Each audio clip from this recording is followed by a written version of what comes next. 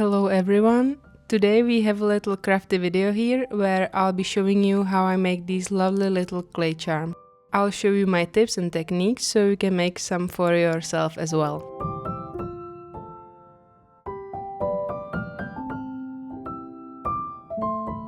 I usually use Sculpey Premo. This here is what I have left. I think you can also use Fimo, which is pretty similar, or any other clay. I just like how hard these get after baking. Next, you'll need these eye pins used for making jewelry. For the paint, I'll be using my Holbein acrylic gouache, but any acrylic paint will do. I'll be varnishing my charms with the Sculpey matte glaze, the jewelry making pliers for assembly, and some more metal parts to join your charms together.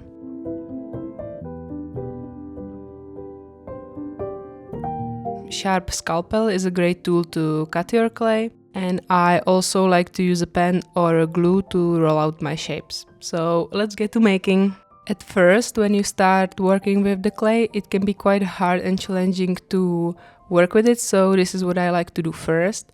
I use my scalpel to cut into a bunch of small pieces and then work them together. This helps soften the clay. I know you can also buy some sort of softeners to mix into the clay, but I never tried those. Don't forget to work the clay through properly. You can squeeze it for quite a long time, otherwise you're risking little bubbles forming and disrupting the flat surfaces of your creation.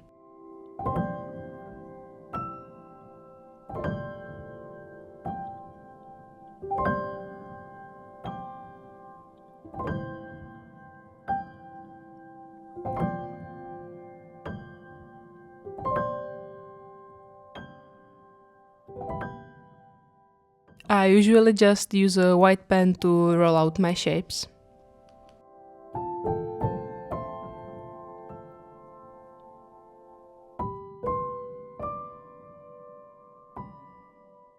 You should be able to bake the clay with the metal parts, so now it's time to insert your eye pins as well.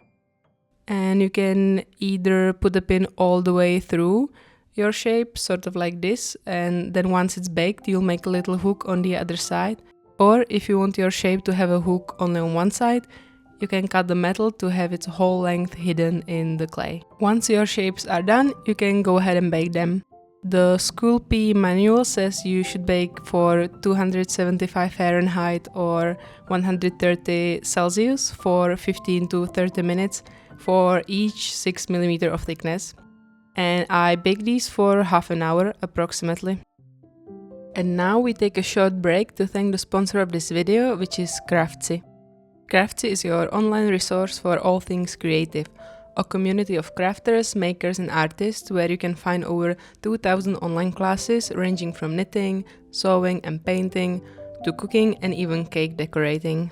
My big goal for 2026 is to learn how to sew, and Craftsy already provided me with a bunch of classes to start, whether it's learning the complete basic functions of your sewing machine, all the way to learning how to trace and recreate your favorite clothing pieces or start thrift flipping.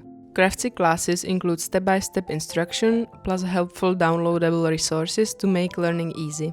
You can learn directly from the experts with classes for all levels of skills. As a member, you'll have access to Craftsy's live streaming tutorials where expert instructors share their tips, answer questions, and engage with the Craftsy community in real time. The first 1000 people watching this video to use the link in my description will get a full year of premium membership to Craftsy for only $1.49. The offer is valid for new members only. Go ahead and start learning a new skill today with Craftsy. For the next step, you'll need the jewelry making pliers, as we'll be making the little hooks. Next part is a bit tricky and takes a little bit of practice, but very fortunately the wire can be bent many times, so if you don't make your hook perfect the first time, you can always try it again. I cut the wire so there's approximately 1 cm of the wire left, and then I try to make the hook shape. It's good to first bend it to the opposite side that your hook should go and then make the hook itself. I'm sure you'll figure this step out in a minute.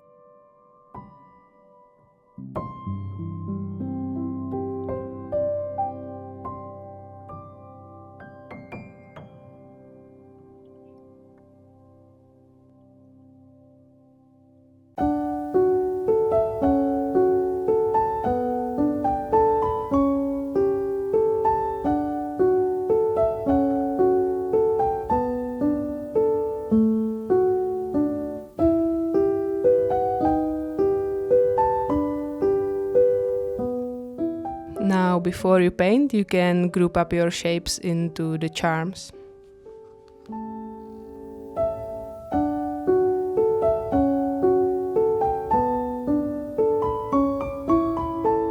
And now it's time to paint. I did some sketching, however not very thorough. I think my main inspiration will be the doodles from this sticker sheet I mailed a while back.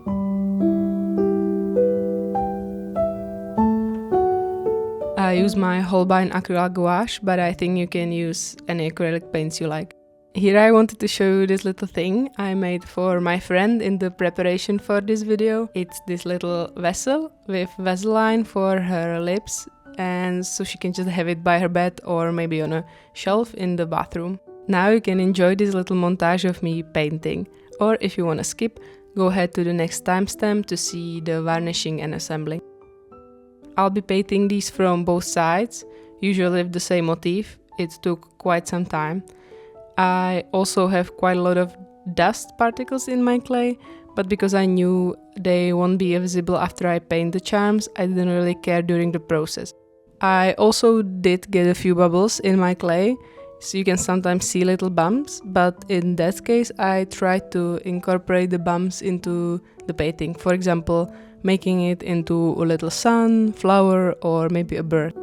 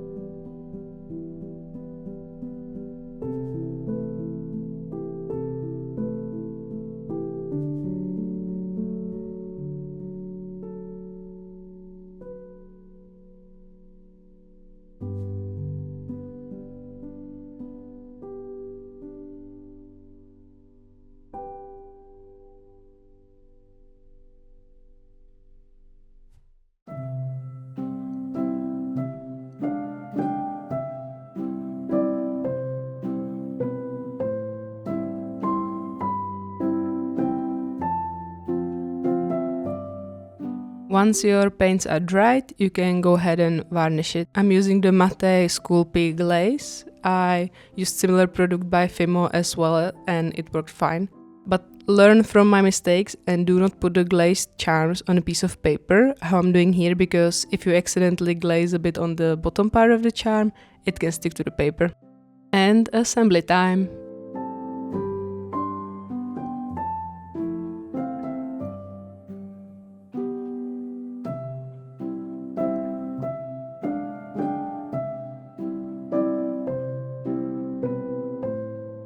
You'll need little metal circles now. You open them with your pliers, put your charms on and then close them.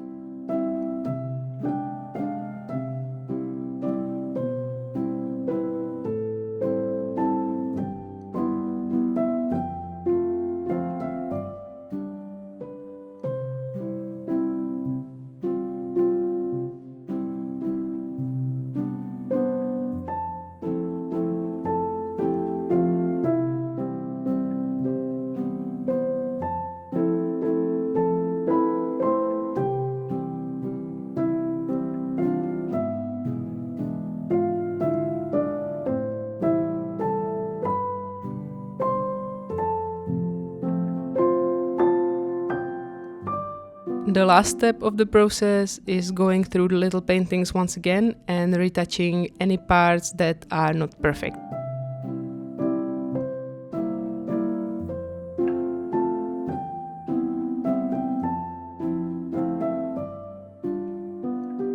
And here are the final charms. These will be available in my shop soon, however I cannot give you the proper date right now, so you can just follow me on Instagram at @thewildpencil for any updates. And one last important thing, I wouldn't use these as key rings. I used to have one of them on my keys and after like half a year it became quite scratched up. I think these would work better as maybe a back charm, or maybe I would put some on my zipper. Hope you enjoyed this video and see you in the next one.